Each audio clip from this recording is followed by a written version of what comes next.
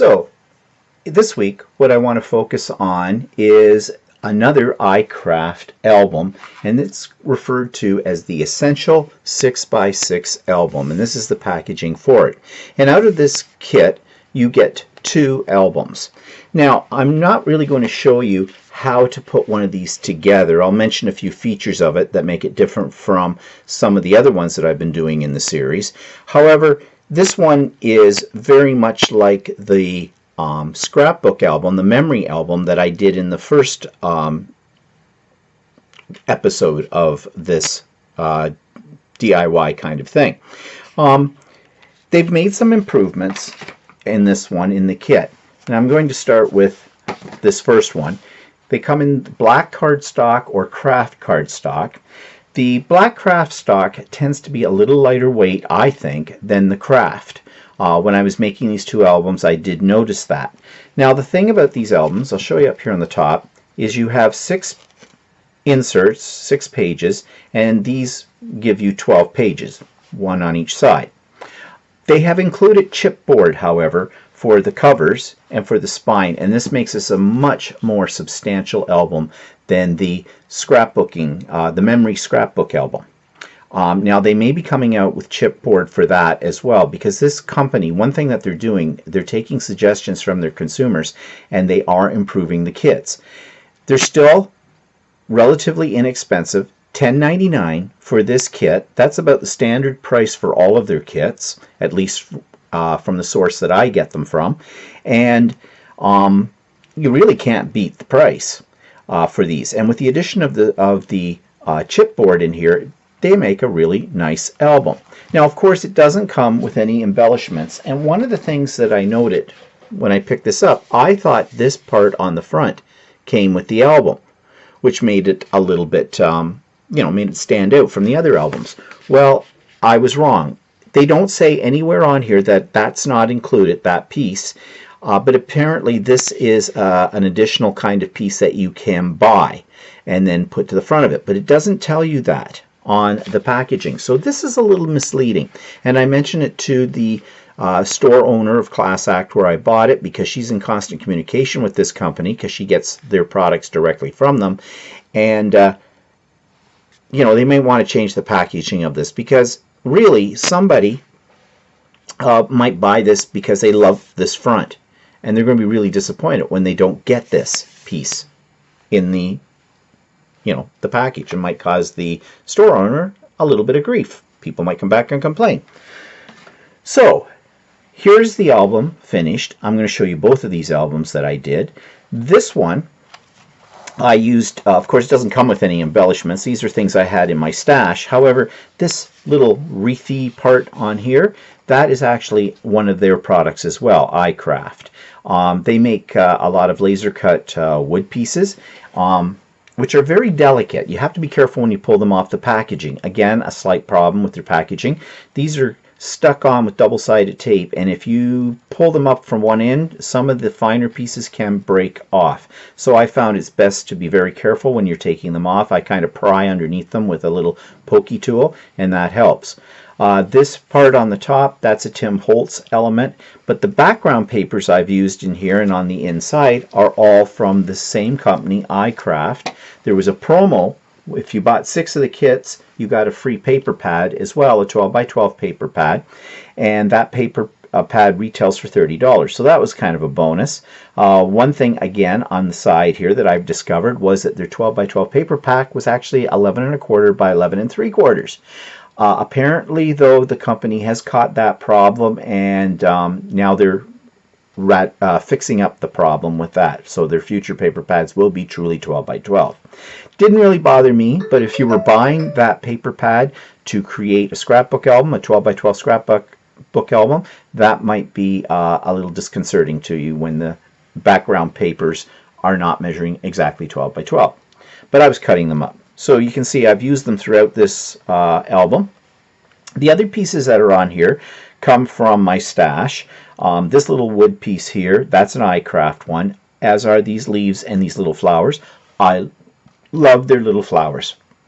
They're really nice. They're individuals. They have long wire stems, which you can use or cut off, do whatever. And in a moment, I will show you how I actually use them when I cut those stems off. But they're great. And I made this little tag. This is still their background paper.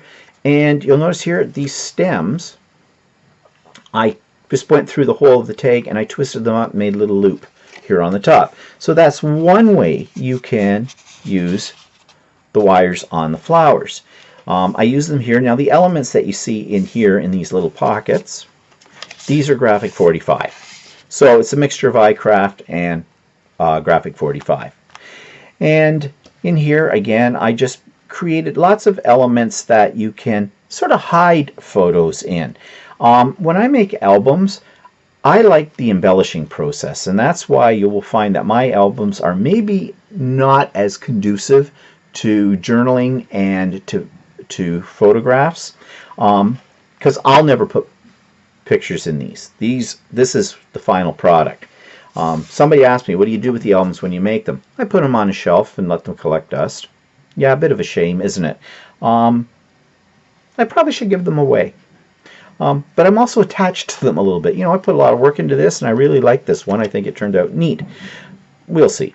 Anyways, I do put in little cards like this, and they usually have a space on the back or even on the front sometimes where you could add a photo or journaling. And this little clip just comes off, little binder-like clip. That's, I believe, a Tim Holtz element. These little butterflies, again, are from iCraft. Some of their little laser-cut wood pieces and more of their flowers. Same here. This is another set of their flowers, which is kind of fun and neat and unique because you don't see these often in a craft store. You see maybe flowers on this style, but not these. These have the long stems and the whole bit. And you can see what I did down here is I just curled up the stem. They're covered in florist tape, just to give it an extra little element, more of the butterflies. And in here I did something very similar. I just, you know, got them, sort of gave them a little crinkle. I wrapped them around a thin paper piercer to give them the little curly look. This butterfly is not from iCraft. This, I think, was a Prima embellishment. More of the flowers here, and use them in combination. I really like them because they're very versatile. They're individual. The leaves are individual. The flowers are individual. They're inexpensive. I think they were about $4 to $6 for a large size package of these. More places to tuck in cards, things like that. Some more tags. These come out from under here. Here I coiled the little wire stems and stuck them underneath. Another one of their wood chip pieces at the back here. I did some fussing cutting of Graphic 45 element and more of the flowers. And again, just more of the same throughout. So there are places here that a person could put pictures in and some journaling. This is the last page. Again, a Graphic 45 element, and on the edge a Graphic 45 element. And these also help me to hold down my ribbon as an enclosure. And this was just some lacy ribbon I had in my stash. And there we go. I really like this album. This was fun to make. I enjoyed the process, and the final product I'm really loving. Loved it so much I made a second one. Well, the kit came with two. And this one I used Tim Holtz products for the most part in this, because I've got a lot of Tim Holtz paper pads as well. So here you can see I used some of his paper dolls on this. This is not a Tim Holtz element. This was a laser cut. I'm not sure what company made that. I just darkened it a little bit. It's a piece of chipboard with some ink, and I used some Winkostella on this to give it a little bit of shimmer as well. On the back side I used one of those people, and on the back here I grouped a bunch of them together, and again they serve a dual purpose. They're an embellishment, and they also help to reinforce my ribbon. Now I use Gorilla Glue a lot with both of these albums. I'm loving the clear Gorilla Glue. It's about $9 for a bottle of it, but it goes a long way. because you don't need that much. It dries relatively quickly, and it'll hold down anything. It is my new adhesive of choice. Now, when I put in the background papers in both these albums, I did not use Gorilla Glue. I used double-sided tape, and that worked fine, except one thing that I found, and I'll show you how these albums are constructed. Essentially, you have this one large piece. Where's the cover? You have this one large piece, and this is your spine and your two covers, front and back. And it has these little flaps, and they're already pre-scored. They give you three pieces of chipboard, two that are cut big enough to lay inside here for the covers, and one for the spine. And you just essentially put them in, fold over these pieces on either side, and it seals it all up, and you've got your cover for your book. With the black cardstock, double-sided tape has no problem sticking that down, but for some reason I have found in spots, and it didn't always happen, but with the craft, the double-sided tape would not hold as well. It would loosen up on corners or things like that. So in that case, I use some Gorilla Glue to hold it down. That was more in the construction of the album. When you're putting in the background papers, I found that the double-sided tape seemed to work fine, but you could use any kind of adhesive that you like. Now, these pages on the inside are hinged. So basically in here, there's a score line along this little flap, and you just fold it and you stick them in, and you just line them up, one right after the other, and they all fit in there quite nicely. Very easy album to assemble. Okay. So in here I did similar things that I did in the first album, using mostly Tim Holtz elements. These flowers are not Tim Holtz. They are Prima. I believe they were Prima. But I used his paper dolls in here, and I cut out elements from his paper pads, you know, to use as journaling cards, photos, whatever. I tried to get a little adventuresome here with the way that I created tuck-ins. For example, this came from one of his paper pads. I have no idea who these people are. Found relatives is what Tim Holtz refers to them as. So I cut them out. I went around the edges of everything with black Memento ink, just to give them a little pop and to grunge it up a little bit, because that's really Tim Holtz's style, and I like that style. Some more little things that I cut out from his paper pad. So these would be for journaling or for pictures or whatever. And I used, in some of them, to extend the little flap that these cards went under, I put on some of his paper dolls. I just glued them to one edge, and that just, you know, adds another dimension to it. In here, in this one, I'm actually using the paper dolls. The way I stuck it down, I just put a little glue on the side and a little bit on the bottom, holds it in, and you can hold a little card in there. I got some adventuresome here. I decided to make this little interactive element. So these pieces are on a brad, like a little mini book.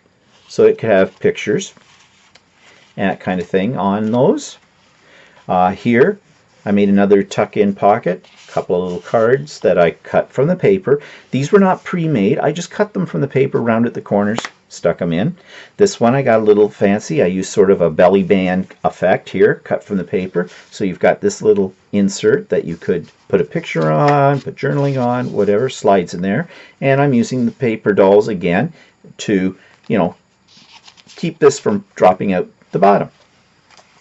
This one is some Tim Holtz material. Let me pull these guys out.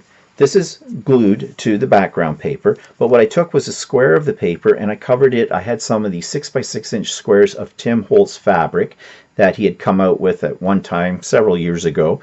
They're just little pieces. So I used those to cover the piece of cardstock. So it's an additional background, but it's made of fabric. So, you know, it gives a little bit different textured effect. And I used some of his ribbon, and I just tied a little bow. And for mounting a card on here, I put this in with some of the paper dolls. So you could put a picture on here. You could put journaling on here or a picture on here, and it just slips in there. Again, the paper dolls are holding that element in, and then it all fits in there, held in that piece. Here's a little like flip-up album within the album. Again, I just cut various sizes of the paper. I made these little tabs. I just used my tab punch. Used Tim Holtz paper, punched these out, glued them on, and they're just little tabs for lifting. So when someone who's looking through your album would know, oh yeah, I should lift these up and see other things that you may have put in. Here, just a little side pocket for holding a couple of cards. And here again, I'm using the paper doll as a little clip. And here's another area in here that a picture could go on.